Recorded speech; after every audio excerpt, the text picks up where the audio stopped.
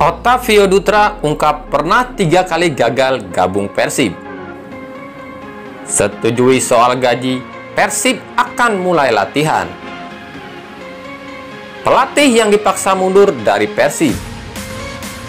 Selebriti viral kenakan jersey Persib. Kiper hebat yang tak dipanggil timnas. Hai Rio Hotspot Lovers, inilah Rio Hotspot edisi kali ini.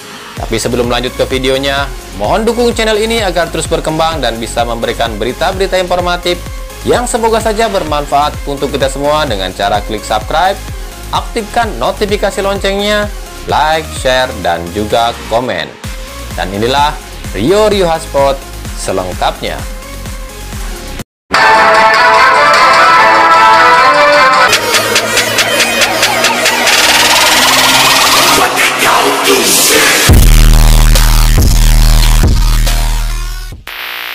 Bek naturalisasi asal Persija Jakarta, Ottavio Dutra, baru-baru ini mengatakan sebuah hal yang mengejutkan dalam sebuah sesi tanya jawab di akun Instagram miliknya. Bek berusia 36 tahun ini mengaku sempat 3 kali gagal bergabung dengan Persib sebelum dirinya bergabung dengan Persija dari Persebaya. Dutra mengaku hampir bergabung dengan Persib. Dulu saya sempat ditawari untuk gabung dengan Persib sebelum gabung Persija. Tapi karena kontrak yang ditawarkan Persib ke saya itu tidak cocok, akhirnya saya cari klub lain, ujar Ottavio Dutra. Ottavio Dutra didatangkan Persija dari Persebaya dengan status bebas transfer. Pemain, pelatih, dan manajemen Persib Bandung mengadakan pertemuan untuk membahas persiapan Liga 1 2020 di Graha Persib pada Rabu 29 Juli 2020. Pertemuan ini akhirnya menghasilkan satu keputusan, yakni soal kontrak dan gaji pemain. Para pemain, pelatih, dan ofisial akhirnya setuju dengan keputusan PSSI tentang pemotongan gaji sebesar 50%. Hal ini disampaikan Komisaris PT PBB Haji Umu Muhtar. Ya, jadi semua pemain sudah mengikuti aturan PSSI. Semua ikut. Akhirnya tidak ada masalah dan kami juga tunggu dulu yang lain. Nanti latihan kapan sambil lihat situasi, ujar Umu Muhtar. Pada pertemuan ini, 2 pemain asing yakni Wander Luiz dan Geoffrey Castillon tidak hadir karena masih di negaranya. Namun diketahui para pemain asing ini setuju dengan keputusan PSSI. Yang melegakan, salah satu pemain asing yaitu Omid Nazari telah tampak di Persib.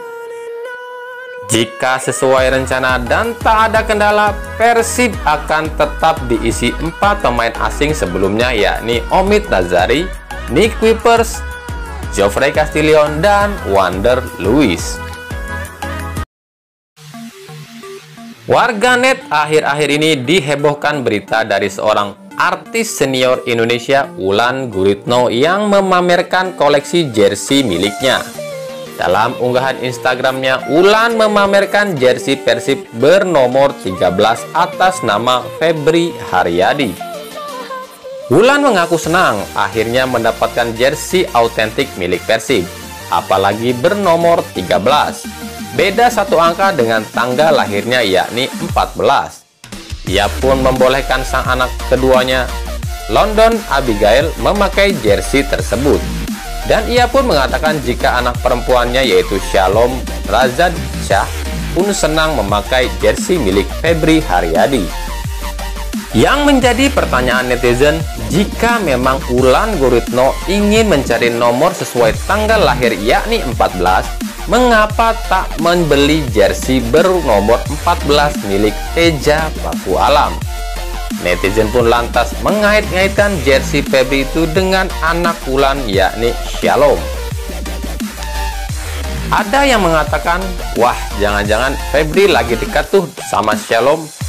Apalagi Febri Haryadi yang mengetahui jersinya dipakai Wulan Guritno mengaku senang.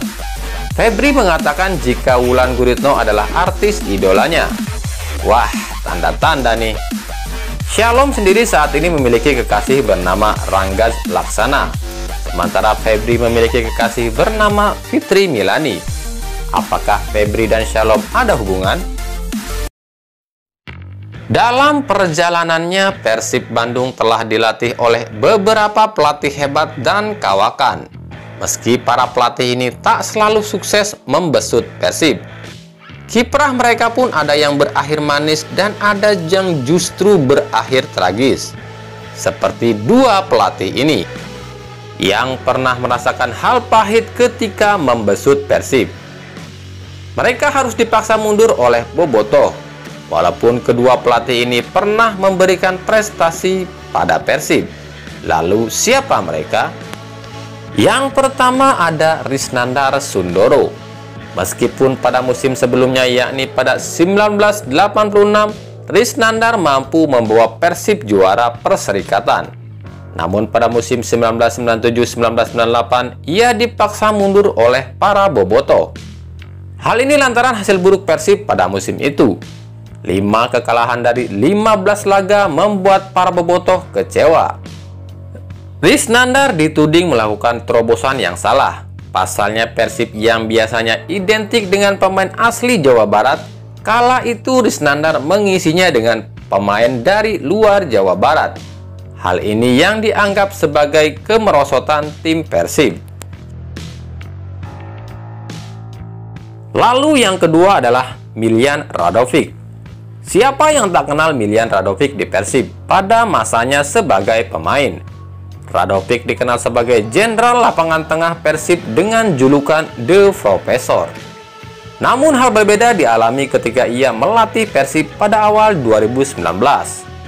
Datang sebagai pengganti Mario Gomez, Radovic sudah diragukan sejak awal.